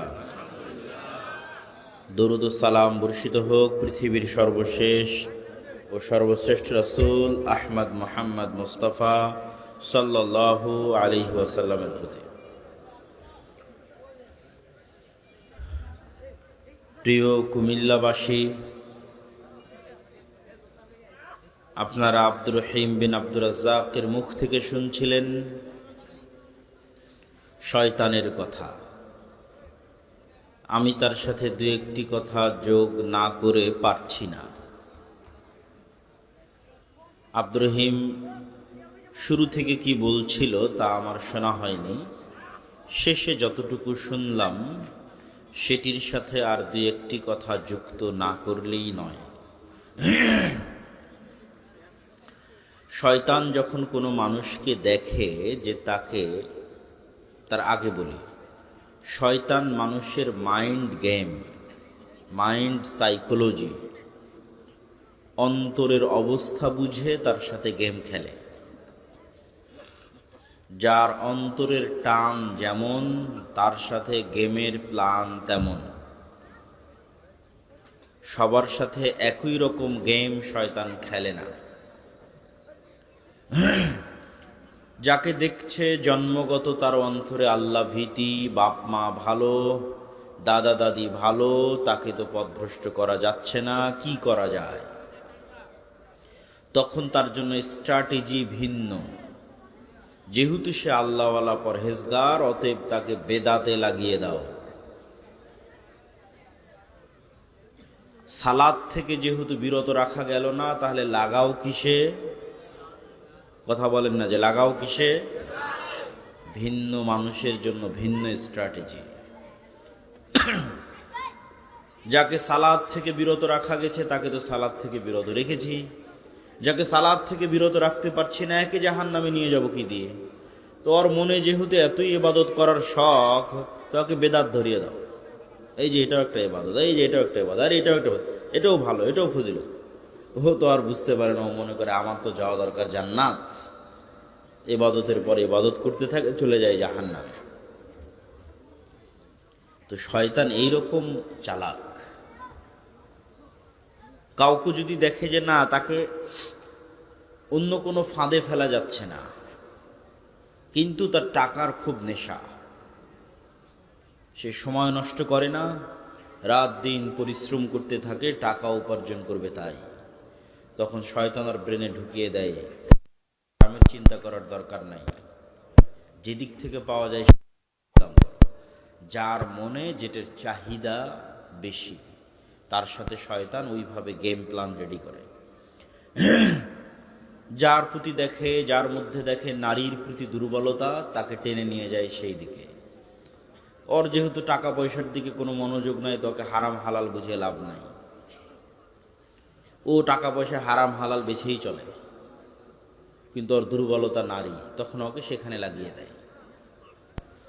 আলেম ওলামাদেরকে যখন কোনোটাতেই পারে না, তখন আলেম ওলামাদেরকে চিন্তা করে এদের কিভাবে জাহান্নামে নিয়ে যাব, বলে এদের মধ্যে হিংসা আর অহংকার ঢুকিয়ে দাও। বুঝলেন? কোথায় দুর্বল হবে? সালাদ থেকে তো বিরত রাখতে পারবেই না। হালাল হারাম থেকে শুরু করে আর অন্য অনেক বিষয় আছে যেগুলো আলেম ওলামাদের দিয়ে করানো অনেক কঠিন। তো আলেম ওলামাদের দিয়ে করানো সহজ কোনটা? আরে ওই আলেম না এটা বলেছে, এটা করেছে, শুরু হয়ে গেল, ফাঁদে পা দিয়ে দিল। হুজুরদের জন্য ফাঁদ শয়তান তৈরি করে, হিংসার ফাঁদ তৈরি করে, রিয়ার ফাঁদ তৈরি করে, অহংকারের ফাঁদ। খুব ভয়ঙ্কর। শয়তানের স্ট্র্যাটেজি বুঝা আর এর সাথে চলা খুব ভয়ঙ্কর। ইবনুল কাইয়িম রাহিমাহুল্লাহ তো আরো মজা করে লিখছেন যে শয়তান এত বাটপারের বাটপার, এত চালাকের চালাক, মানুষকে তো খারাপের দিকে উদ্বুদ্ধ করে করে আবার ওই খারাপে ফাঁসিয়ে দেওয়ার ব্যবস্থাও করে। বুঝেন? একজনের মাথায় ঢুকিয়ে দিয়েছে যে একে হত্যা করতে হবে, শয়তানই ঢুকিয়েছে। এখন ওকে হত্যার ঘটনায় ফাঁসাতে কেমনে হবে এইটার প্ল্যানও শয়তান রেডি করে রাখে। এখন খুব প্ল্যান করে হত্যা করতে গেছে, তা ওর মধ্যে ভুল করে ফেলবে, ওই ভুলটা শয়তান করে। ওই একটা ভুলের কারণে পুলিশ তদন্ত করতে গিয়ে ওকে ধরে ফেলেছে, ধরে ফেলে এখনো জেলখানায় বন্দি আছে, ফাঁসির আসামি। তখন শয়তান দূর থেকে হাসে, কি মজা, তোকে যদি হত্যাও করালাম, আবার তোকে গ্রেফতার করারও ব্যবস্থা করলাম, এখন তোর ফাঁসি দেওয়ার ব্যবস্থা করতেছি, থাম। এইভাবে শয়তান খেলে। আপনাকে একটার দিকেও প্রলুব্ধ করবে যে ঠিক আছে এখানে যাও, এটা করো, ওখানে ধরা পড়ারও ব্যবস্থা করবে, তারপরে আপনার মান সম্মান সব কিছু নিয়ে টানাটানি লেগে যাবে, ও দূর থেকে হাসবে। শয়তান মানুষের সবচেয়ে ভয়ঙ্কর শত্রু।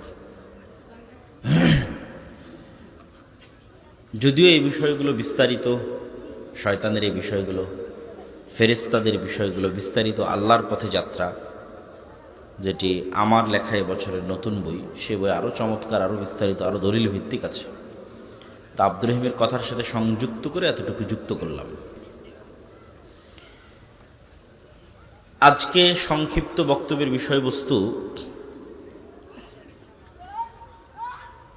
যেহেতু আমরা শাবান মাসে প্রবেশ করে গেছি এবং সামনে আসতেছে রমাজান, হতে পারে শায়েখ আব্দুর রাজ্জাক বিন ইউসুফ, আমি জানি না, আসার আগে জিজ্ঞেস করতে চাচ্ছিলাম উনি আবার নফল সিয়াম সম্পর্কে আলোচনা করেন কি না, এটা আমি চিন্তা করতেছি। তারপরও আমি সংক্ষিপ্ত দিয়ে একটা কথা বলে অন্য টপিকে চলে যাব। আমরা শাবান মাসে প্রবেশ করেছি, সামনে আসছে রমজান। সিয়ামের বিষয়ে দু একটা কথা আমার চিন্তা থেকে আপনাদের শেয়ার করি। মারিয়াম আলাইহিস সালাতু ওয়াস সালাম যখন নির্জন এলাকা থেকে লোকালয়ে সন্তান নিয়ে প্রবেশ করলেন, তখন তিনি বলছেন, ইন্নী নাযারতু লির রহমানি সাওমা ফালান উকাল্লিমাল ইয়াওমা ইনসিয়া। মানুষজন জিজ্ঞেস করছে, মারিয়াম এই ছেলে কোথায় থেকে আসলো, তোমার তো বিয়ে হয়নি। তো উনি বলছেন, ইন্নী নাযারতু লির রহমানি সাওমা, আমি আল্লাহর জন্য সিয়াম রেখেছি, ফালান উকাল্লিমাল ইয়াওমা ইনসিয়া, তাই কোনো মানুষের সাথে কথা বলবো না। ফা আশারাত ইলাইহি, মুখ বন্ধ রেখে এখন হাত দিয়ে ইশারা করতেছে বাচ্চার দিকে। একে জিজ্ঞেস করো। আমার প্রশ্নের জায়গা হয়তো বুঝতে পেরেছেন, সিয়াম থাকলে কথা বলা যাবে না কেন? উনি বলছেন ইন্নী নাযারতু লির-রহমানি সাওমা, আমি আল্লাহর জন্য সিয়াম আছি। ফালান উকাল্লিমাল ইয়াওমা ইনসিয়া, এই জন্য কোনো মানুষের সাথে কথা বলবো না। তার মানে সিয়াম থাকা মানে শুধু খাবার থেকে বিরত থাকা নয়। আমরা যেটাকে রোজা বানিয়ে নিয়েছি, আমরা সিয়াম শব্দের অর্থই বুঝিনি। সিয়াম এক ব্যাপক অর্থবোধক শব্দ। জাকারিয়া আলাইহিস সালাতু ওয়াস সালামও যখন আল্লাহর কাছে সন্তান চাইলেন, হুনালিকা দাআ জাকারিয়া রাব্বাহ, তখন তাকে তা আল্লাহ আলামত দিচ্ছেন যে আয়াতুহা আল্লাহ তুকাল্লিমান নাসা সালাসাতা আইয়াম, তোমার যে সন্তান হবে তার আলামত হচ্ছে তুমি 3 দিন মুখ বন্ধ রাখবা, মানুষের সাথে কথা বলবে না। জিহব্বার সিয়াম। সিয়াম প্রকৃত অর্থে 3টা স্তরে বিভক্ত। প্রথম স্তর, যেই স্তর ভঙ্গ করলে সিয়ামই কবুল হবে না, বাতিল হয়ে যাবে, সেই স্তর হচ্ছে পেটের সিয়াম আর লজ্জা স্থানের সিয়াম। পেট থাকবে ক্ষুধার্ত এবং লজ্জা স্থান ব্যবহৃত হবে না। এই লিমিটেশন ক্রস করলে সিয়াম ভেঙে যাবে। কিন্তু এর পরের স্তর, যেটা প্রকৃত সিয়াম, যেটা আসল সিয়াম, সেটা হচ্ছে চোখকেও সিয়াম রাখতে হবে, জিহব্বাকেও সিয়াম রাখতে হবে, কানকেও সিয়াম রাখতে হবে, হাত পাকেও সিয়াম রাখতে হবে, অন্তরকেও সিয়াম রাখতে হবে। সিয়াম ব্যাপক অর্থবোধক। মারিয়াম আলাইহিস সালাতু ওয়াস সালাম আছেন মুখের সিয়াম, জিহব্বার সিয়াম। জাকারিয়া আলাইহিস সালাতু ওয়াস সালাম আছেন জিহব্বার সিয়াম। জিহব্বা বন্ধ থাকবে, কথা হবে না। কিন্তু দুঃখজনক হলো সত্য যে আমরা এমন সিয়াম পালন করি যেখানে শুধু পেট পাবে না খাবার, লজ্জা স্থান হবে না ব্যবহৃত, কিন্তু ঠিকই আমাদের জিহব্বা ব্যবহৃত হচ্ছে শয়তানের জন্য, আমাদের চোখ ব্যবহৃত হচ্ছে শয়তানের জন্য, কান ব্যবহৃত হচ্ছে শয়তানের জন্য। এটি প্রকৃত সিয়াম নয়। এই সিয়ামের অর্জনকে রাসূলুল্লাহ সাল্লাল্লাহু আলাইহি ওয়াসাল্লাম বলেছেন, এই সিয়ামের অর্জন শুধুই ক্ষুধা, শুধুই ক্ষুধা, কোনো ফজিলত নয়।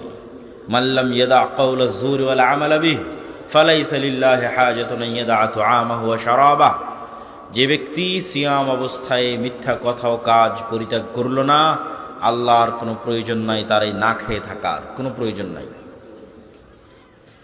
সর্বোচ্চ স্তরের সিয়াম পালনকারী কে?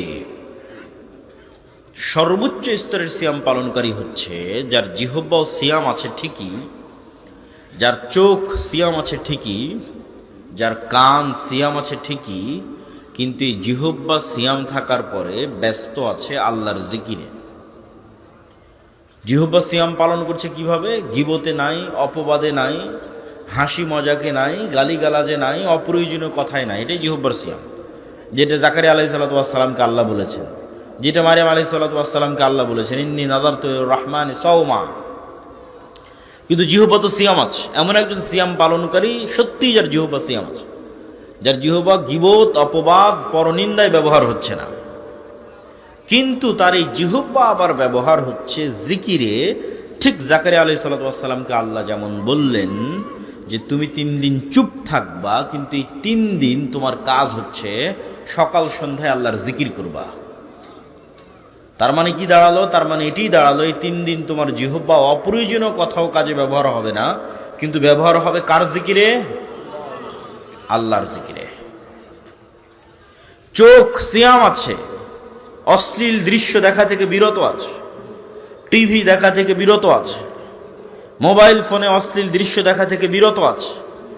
এটা তো ঠিক আছে, একটা স্তরের সিয়াম, কিন্তু এই সিয়াম পালনকারীকে সর্বোচ্চ স্তরে নিয়ে যাবে যদি এই চোখ ব্যস্ত থাকে আল্লাহর কোরআন তেলাওয়াতে। এভাবে শরীরের প্রত্যেকটি অঙ্গ প্রত্যঙ্গ যখন বিরত থাকবে গুনাহ থেকে, ব্যস্ত থাকবে আল্লাহর আনুগত্যে, তখনই তৈরি হবে সিয়ামের প্রকৃত আনন্দ। আল্লাহ সুবহানাহু তাআলা সকলেই জানেন। আমি জাস্ট কিছু নুক্তা পয়েন্ট যুক্ত করার জন্য 2-5 মিনিট এই বিষয়ে কথা বলছি। জানেন তো সবাই, আল্লাহ সুবহানাহু তাআলার নিকটে সিয়াম পালনকারীর মুখের গন্ধ পৃথিবীর সর্বশ্রেষ্ঠ যে গন্ধ তৈরি হয় হরিণের নাভি থেকে, মৃগ নাভি থেকে, তার চেয়ে শ্রেষ্ঠ গন্ধ হিসেবে বিবেচিত হয় একজন সিয়াম পালনকারীর মুখের গন্ধ। এবং আপনাকে একটা বিষয় মনে রাখতে হবে, প্রতিটা আমলের প্রতিবিম্ব, প্রতিকৃতি, পাল্টা রিয়াকশন কিয়ামতের মাঠে দেখা যাবে, ভালো মন্দ সব আমলের। যে হয়তো আল্লাহর রাস্তায় করেছে যুদ্ধ, দিয়েছে জীবন, দেখা যাবে সে কিয়ামতের মাঠে উঠছে, তখন তার শরীর থেকে ঝরছে রক্ত, বের হচ্ছে মিষ্টি গন্ধ। এইটা তার আমলের প্রতিকৃতি, প্রতিবিম্ব সে কিয়ামতের মাঠে দেখবে। কেউ যদি পড়ে থাকে সূরা বাকারা, সূরা আলে ইমরান, তাহলে বাকারা এবং আলে ইমরান কিয়ামতের মাঠে আগমন করবে ছায়া হিসেবে। কেউ যদি দেয়নি তার সম্পদের জাকাত, গরু ছাগলের জাকাত, সম্পদ হবে সাপ, গরু ছাগল হবে শিংওয়ালা। কেউ বলেছে মিথ্যা, গাদ্দারি করেছে, তার পিছনে বসানো থাকবে একটি পতাকা, যেখানে লেখা থাকবে গাদ্দার। প্রত্যেকটা আমলের একটা পাল্টা প্রতিক্রিয়া মানুষ দেখতে পাবে কিয়ামতের মাঠে। তো সিয়াম পালনকারীর মুখ থেকে সুগন্ধি বের হবে। কিন্তু প্রশ্ন হচ্ছে, ইবনুল কাইয়িম রাহিমাহুল্লাহ লিখছেন, এই সুগন্ধি তখনই বের হবে এবং সিয়াম পালনকারীর মুখের যে গন্ধ, এটি আল্লাহর নিকটে তখনই সুগন্ধি হিসেবে বিবেচিত হবে যখন এই মুখ কোনো গন্ধযুক্ত কাজে ব্যবহার হয়নি। আমি বলেছি প্রত্যেকটা কাজের পাল্টা প্রতিক্রিয়া গায়েবে তৈরি হয়, ইনস্ট্যান্ট তৈরি হয়। গায়েবের পর্দা যেদিন উন্মোচিত হয়ে যাবে সেই দিন আপনি দেখতে পাবেন, কিন্তু এখনই তৈরি হচ্ছে। আপনি মুখ দিয়ে যখন মিথ্যা বলেছেন তখন এই মুখে দুর্গন্ধ তৈরি হয়েছে। এই দুর্গন্ধ গায়েবে তৈরি হয়েছে, যা ফেরেশতা বুঝতে পারে, এই জন্য ফেরেশতা নাই, পালিয়ে গেছে। মিথ্যার দুর্গন্ধে ফেরেশতা পালিয়ে যায়। এই দুর্গন্ধের পর্দা উন্মোচিত হয়ে যাবে। আপনি মিথ্যা বলাই যে আপনার মুখে এখন দুর্গন্ধ বের হচ্ছে, এটা তো আপনি এখন দেখতে পাচ্ছেন না, এটা গায়েবে হচ্ছে, ফেরেশতা দেখে পালিয়ে গেছে। এটা যেদিন গায়েবের পর্দা উন্মোচন হয়ে যাবে, কিয়ামতের মাঠ আসবে, তখন দেখবেন দুর্গন্ধ। তাহলে আল্লাহ সুবহানাহু ওয়া তাআলার নিকটে তখনই এই মুখ সুগন্ধিযুক্ত বলে বিবেচিত হবে যখন এই মুখ দুর্গন্ধে ব্যবহার হয়নি। গীবত দুর্গন্ধ, মিথ্যা দুর্গন্ধ, গালিগালাজ দুর্গন্ধ, নিকৃষ্ট পায়খানা পেশাবের চেয়ে দুর্গন্ধ। এগুলো দুর্গন্ধ ফেরেশতারা সহ্য করতে পারে না। আছে সিয়াম, ওইটা লজ্জাস্থান আর পেটের সিয়াম পর্যন্ত সীমাবদ্ধ। ওই সিয়ামের কোনো কাজ নাই। ওই সিয়াম পালনকারীর মুখে কোনো সুগন্ধি তৈরি হবে না। যে সিয়াম পালনকারী নাম কাওয়াস্তে খাবার থেকে বিরত আছে, কিন্তু লিপ্ত আছে সকল দুর্গন্ধযুক্ত কাজে। তাই বুঝার চেষ্টা করুন সিয়াম প্রকৃত অর্থে কি, সিয়াম মানে কি, আমরা সিয়ামকে বুঝি কি। সর্বশেষে সিয়াম বিষয়ে আপনাদের উদ্দেশ্যে এটি বলতে চাই যে সিয়াম গুনাহ মাপের একটি রাস্তা, কাফারা। আল্লাহ সুবহানাহু তাআলা মানুষের গুনাহ মাফ হওয়ার যত সিস্টেম দিয়েছেন, তা শুরু হয় টাকা দিয়ে, শেষ হয় সিয়াম দিয়ে। যে কোনো আপনি আমল উঠিয়ে দেখেন যেখানে গুনাহ হয়েছে আর দুনিয়াতে কাফারার ব্যবস্থা করা আছে, মিলিয়ে নিতে পারেন আমার আজকের বক্তব্য শেষ করে। কসম ভঙ্গের কাফারা, জেহারের কাফারা, তারপরে হচ্ছে হজ বা উমরায় গিয়ে কোনো ভুল হলো সেটার কাফারা, যত রকমের কাফারা আছে। দিনের বেলা স্ত্রীর সাথে সাংসারিক জীবনে গেছে তার কাফারা। এই যে গুনাহ, এই গুনাহ মাফের রাস্তা শুরু হয় টাকা দিয়ে। হজ উমরায় গিয়ে কোনো ভুল ত্রুটি হয়েছে, কোনো কিছু ছুটে গেছে, দম দাও, খাসি দুম্বা কুরবানি করো, টাকা লাগবে। টাকা নাই, সিয়াম পালন করো। প্রত্যেকটা জায়গায় টাকা নাই, সিয়াম পালন করো। দিনের বেলায় স্ত্রীর কাছে গেছে রমজান মাসে, কবিরা গুনাহ, গোলাম আজাদ করো, গোলাম আজাদ করতে টাকা লাগবে। ওই পরিমাণ টাকা নাই, 60 জন মিসকিনকে খাওয়াও, মিসকিনকে খাওয়াতে টাকা লাগবে। এই পরিমাণও টাকা নাই, তো সিয়াম পালন করো। যে কোনো কাফারায় যাবেন, প্রত্যেকটা কাফারা শুরু হবে টাকা দিয়ে, শেষ হবে কি দিয়ে? একটু জোরে বলেন তো, শেষ হবে কি দিয়ে? সিয়াম দিয়ে। তাহলে আল্লাহর নিজামে, আল্লাহর সিস্টেমে সিয়াম গুনাহ মাপের একটা ওয়ে, একটা পদ্ধতি, একটা মাধ্যম। এই জন্য সিয়ামের এত গুরুত্ব, এই জন্য সিয়ামের এত ফজিলত। যে কোনো গুনাহ মাফ হয়ে যেতে পারে সিয়াম দিয়ে।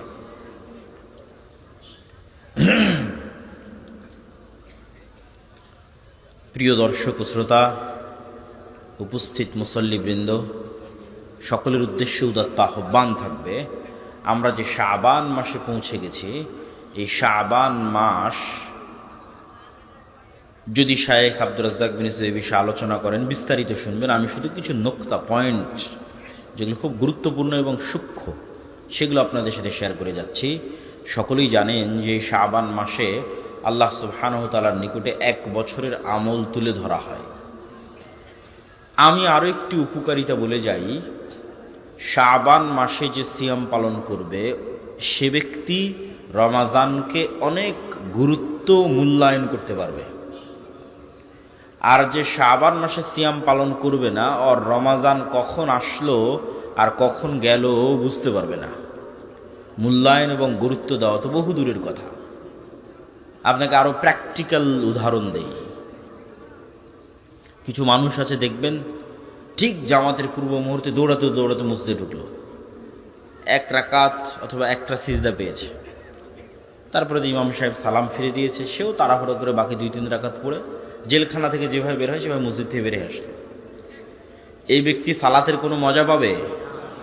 একটু জোরে বলেন, কোনো আনন্দ পাবে? পাবে না। আর যে মেন্টালি আগে থেকে এতটা প্রিপেয়ার্ড যে আজান হওয়া মাত্রই সকল কাজ হয়ে যাবে বন্ধ, সকল কাজ বন্ধ করে দিয়ে রওনা দিবে মসজিদের উদ্দেশ্যে, মসজিদে গিয়ে আগে আদায় করবে সুন্নাত, সুন্নাতের পর পড়বে জিকির, জিকিরের পর আবার ফরজ, ফরজের পর আবার জিকির, জিকিরের পর আবার সুন্নাত, এইভাবে ধীর স্থিরভাবে সালাত শেষ করে বের হয়ে আসবে।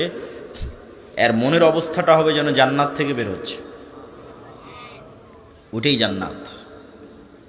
যার দুনিয়ার জান্নাতে যাওয়ার সুযোগ হয়নি, সে পরকালের জান্নাতে কিভাবে যাবে?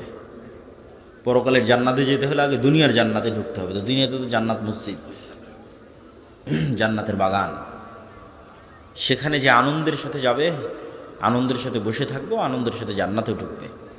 আমি বুঝাচ্ছি আপনাকে, আপনি শাবান মাসের সিয়াম যদি না পালন করেন, তাহলে এই দুনিয়ার কাজের ব্যস্ততায় হঠাৎ রমাজান চলে আসবে, হঠাৎ কাল রমাজান, তারপরে চোখের পলকে রমাজান বিদায় নিবে। না আদায় করতে পারলেন লাইলাতুল কদর, না আদায় করতে পারলেন ইতিকাফ, না পড়তে পারলেন ঠিকমতো তারাবিহ। আর যে রমাজান আসতেছে তার 1 মাস পূর্ব থেকে প্রস্তুত, শাবান মাসে সিয়াম শুরু করার মাধ্যমে সে তার মেন্টাল সাইকোলজি, তার ব্রেনকে সিগন্যাল দেওয়া শুরু করেছে, আসতেছে রমাজান, আসতেছে রমাজান, রাখতে হবে সিয়াম। মেন্টালি প্রিপারেশন নিচ্ছে সে, তার মানসিকতা তৈরি হচ্ছে শাবান মাসের সিয়াম পালনের মাধ্যমে। তার কাছে রমাজান খুব চমৎকারভাবে রিসিভড হবে, মানে সে খুব চমৎকারভাবে রমাজানকে অভিবাদন জানাতে পারবে এবং হৃদয় দিয়ে, মন দিয়ে, ধীর স্থিরভাবে সে রমাজানকে মূল্যায়ন করতে পারবে এবং রমাজানকে বিদায় দিতে পারবে। এই জন্য রমাজানের আগমনে 1 মাস পূর্ব থেকেই শুরু করতে হবে সিয়াম, আর সেই সিয়াম শাবানের সিয়াম। রাসূলুল্লাহ সাল্লাল্লাহু আলাইহি ওয়াসাল্লাম কোনো মাস 30 দিন পূর্ণ সিয়াম রাখেননি রমাজান ছাড়া, তবে রমাজানের পরে সবচেয়ে বেশি সিয়াম রেখেছেন শাবান মাসে। আল্লাহ সুবহানাহু ওয়া তাআলা আমাদের সকলকে নফল সিয়াম পালন করার তৌফিক দান করুক বলে আল্লাহুম্মা আমিন। এবং রমাজান আসার পূর্বেই শাবান থেকেই রমাজানের প্রস্তুতি নেওয়ার তৌফিক দান করুক আল্লাহুম্মা আমিন। আমার আজকের সংক্ষিপ্ত আলোচনার বিষয়বস্তু নির্ধারণ করতে চেয়েছিলাম নফল সিয়াম পুরো আলোচনায়, কিন্তু আমি ধারণা করছি হয়তো শেখ আব্দুর রাজ্জাক বিন ইউসুফ এই বিষয়ে কথা বলতে পারেন। এই জন্য আমি সংক্ষিপ্ত মূল গুরুত্বপূর্ণ পয়েন্টগুলো বলে অন্য আরেকটি টপিকে আপনাদের সামনে কথা বলি। যে টপিকটি, যেটি বিষয়ে এই মৌসুমে প্রায় সব জায়গাতেই কথা বলেছি, সেটি হচ্ছে মুসলিম উম্মার যে অধঃপতন, এই অধঃপতন থেকে মুক্তির উপায় কী। সামনে নির্বাচন আসতেছে, ইলেকশন আসতেছে, অনেকেই যেখানে যাবেন সেখানে মানুষ প্রশ্ন করে যে আহলে হাদিস বা সালাফি বা মুসলিম উম্মাহ, মুসলিম জাতি, তাদের করণীয় কী? প্রশ্ন যৌক্তিক, উত্তর দেওয়া কঠিন, মানুষকে বোঝানোও কঠিন, কিন্তু বোঝানো উচিত, বোঝানোর চেষ্টা করা উচিত। এখন যার বয়স 90 বছর, যদি বেঁচে থাকে কোনো মানুষ 90 বছরের বাংলাদেশে, তাহলে তাকে আপনি জিজ্ঞেস করতে পারেন যে তার জীবনে সে কয়টা নির্বাচন পার করেছে। যদি মোটামুটি পাকিস্তান আমল থেকে ধরে বাংলাদেশ আমলের বলা যায় সকল নির্বাচনে সে পার্টিসিপেট করেছে, তাহলে সে আপনাকে ভালো ফিডব্যাক দিতে পারবে যে প্রত্যেক নির্বাচনের আগে মনে করতাম এই দল জিতলে অনেক খুব ভালো হবে, তারপরে জিতার 1-2 বছর পর ওই দলকেই গালি দিত। এটি একটি চরম